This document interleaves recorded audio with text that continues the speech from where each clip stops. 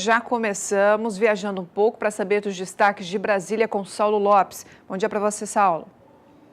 Bom dia! O Brasil Verde e Amarelo começou, já entrou em campo, não tem hora para sair, até que as 3 medidas que eles defendem, que foi propostas pelo governo federal, sejam aprovadas. Quais são? A reforma previdenciária, reforma tributária e o pacote anticorrupção do ministro Sérgio Moro.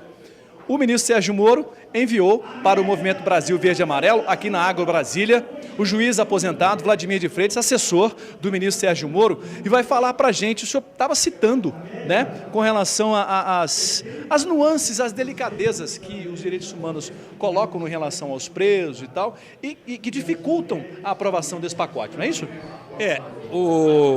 Na verdade, há uma visão equivocada, porque a criminalidade organizada, eu sempre disse isso, e o ministro Barroso disse também, e Guilherme Nutti, que é um grande penalista, diz também, a criminalidade organizada, ela atinge os direitos humanos diretamente, porque ela influi na falta de saúde, educação, segurança e etc.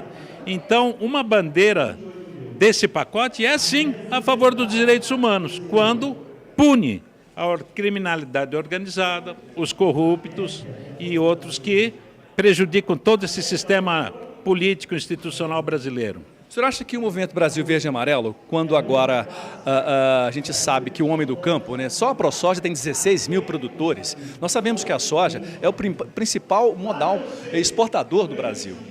Quando os produtores rurais colocam a mão na enxada, figuradamente, para poder auxiliar o governo federal na aprovação desses pacotes, como é que os senhores do governo executivo se sentem? Mais fortalecidos? Acham que agora vai ou não? Nós nos sentimos felicíssimos com isso. O governo precisa do apoio, o Ministério da Justiça precisa do apoio do movimento para que isso possa passar no Congresso.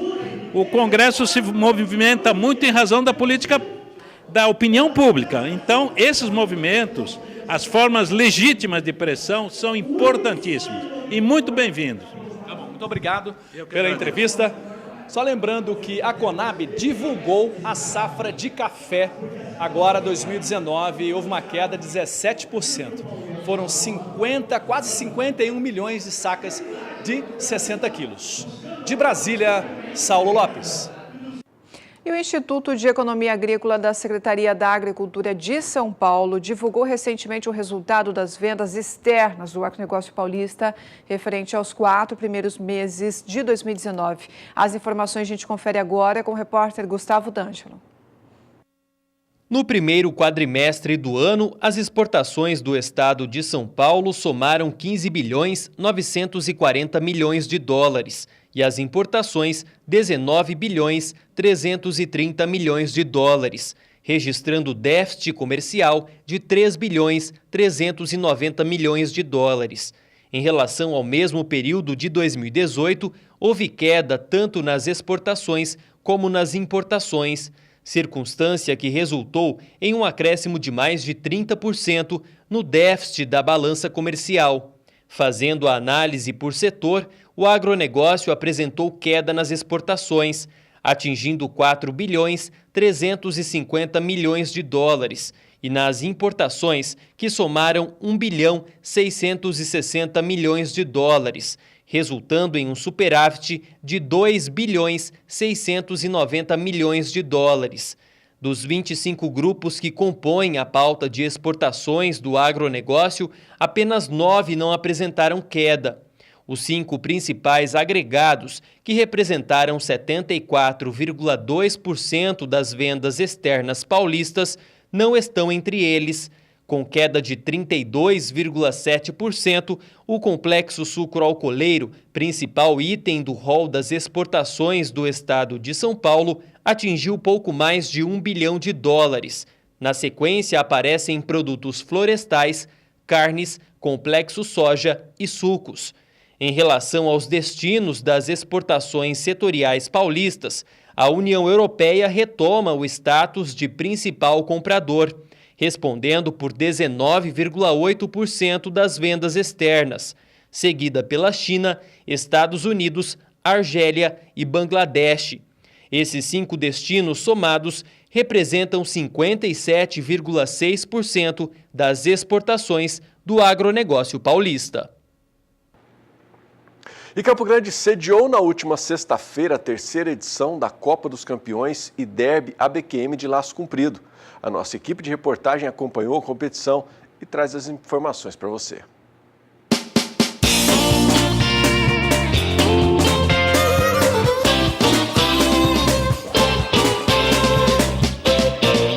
A competição é realizada pela Associação Brasileira de Criadores de Cavalo Quarto de Milha, ABQM. Participaram das provas competidores das regiões Centro-Oeste, Sul e Sudeste.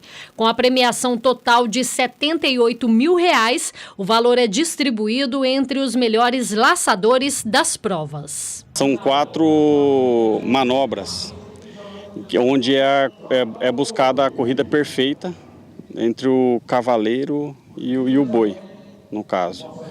E eles cuidam muito o brete do animal, a corrida, se o animal saiu na mão certa, a condução final do boi ao brete. A expansão da raça Quarto de Milha no Mato Grosso do Sul é grande. Com 30.942 animais registrados, o estado é o quarto com o maior rebanho de quarto de milha no Brasil. Em questão dos últimos 5 anos, vem se destacando no cenário nacional, tanto nas provas, como também em questão de leilões, no comércio em geral do quarto de milha.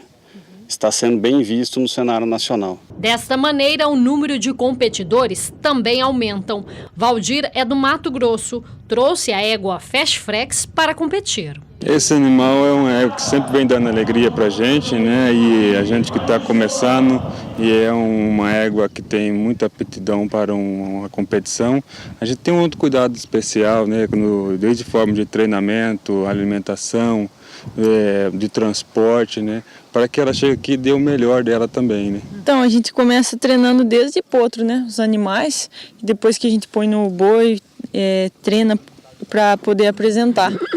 E aí a gente classificou no passado durante o Nacional, aí esse ano a gente corre a Copa, né? É muito importante. Hoje a gente tem o nosso centro de treinamento, né? Poder participar com animais treinados em casa é muito gratificante.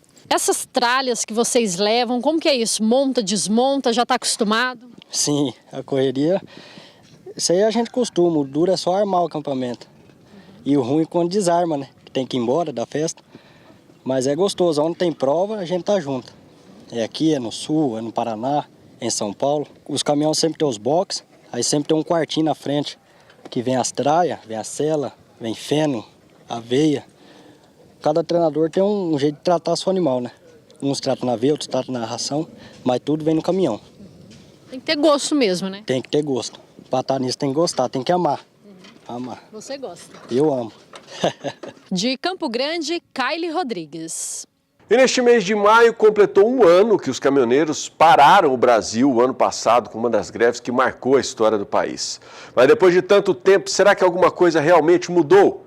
É o que você vai conferir na reportagem de Vinícius Souza. O transporte rodoviário no Brasil é o principal sistema logístico do país e conta com uma rede de quase 2 milhões de quilômetros de estradas e rodovias nacionais, por onde passam cerca de 60% de todas as cargas movimentadas no território brasileiro. A importância desse tipo de transporte se dá desde o início da República, quando os governos começaram a priorizar o transporte rodoviário em detrimento ao transporte ferroviário e fluvial. O movimento dos caminhões nas estradas brasileiras é intenso, mas em maio de 2018 esse cenário mudou. Os caminhoneiros paralisaram os trabalhos e reivindicaram a queda no preço do óleo diesel e também o tabelamento de frete para que tivessem melhores condições de trabalho. A greve durou 10 dias e chegou ao fim no dia 30 de maio, com a intervenção da Polícia Federal e também do Exército Brasileiro, que desbloquearam as estradas brasileiras. Mas após um ano da greve, o que mudou? Nossa equipe de reportagem conversou com um dos representantes do Sindicato do Transporte de Cargas e Logísticas do Mato Grosso do Sul para entender um pouco mais sobre o atual cenário da classe. Muitas coisas mudaram, principalmente em pior. para pior, infelizmente, para o setor, visto que a solicitação lá do movimento grevista, que foi a criação de uma tabela de frete, ela foi criada por pessoas que não tinham conhecimento do mercado e que também parece que não conhecem a situação do centro-oeste brasileiro, especialmente que é a nossa região produtora de commodities, que necessita aí de longas viagens para escoar seus produtos a portos, a destino até as exportações. No dia 27 de maio de 2018, o até então presidente Michel Temer anunciou a redução no preço do óleo diesel em 46 centavos por litro na bomba, que este preço permaneceria congelado por 2 meses e que os novos reajustes seriam mensais. Além disso, foram publicadas em edição extra no Diário Oficial da União 3 medidas provisórias. A primeira determinava que pelo menos 30% das contratações de frete feitas pela Companhia Nacional de Abastecimento sejam de caminhoneiros autônomos e através do intermédio de cooperativas. A segunda estabelecia preços mínimos para os fretes. A terceira isentava os caminhões trafegando vazios em rodovias concessionadas federais, estaduais ou municipais de pagar o pedágio sob eixo suspenso. Os caminhoneiros autônomos, quando propuseram essa greve no ano passado, porque estavam numa condição já de falência do setor. O setor de transportes, principalmente onde o autônomo atua, não conseguia mais a sobrevivência. Então, resolveram mostrar para a nação que sem caminhão o Brasil para. E isso é uma verdade, porque hoje 100% do transporte desse Brasil, em algum momento ele é rodoviário. Após um ano da greve, o reajuste no preço do combustível de 2,56% irritou os caminhoneiros no início do mês de maio. Esse motorista, que saiu de São Paulo com destino a Rondônia, relata a dificuldade enfrentada nas estradas. Mas pouco tempo depois da greve, já começou tudo de volta, né? Na verdade piorou, porque as empresas estão meio que quase que obrigando o pessoal a puxar fora do preço de tabela, né? Frete muito baixo, combustível aumentou demais. Então, para quem é autônomo, durou 3 meses só a melhoria. Existe na internet, em grupos de WhatsApp, rumores sobre uma nova paralisação, mas a Confederação Nacional dos Transportadores Autônomos, a CNTA, afirma não promover greve e que qualquer decisão sobre uma nova paralisação é prerrogativa da categoria, manifestada em assembleia dos sindicatos.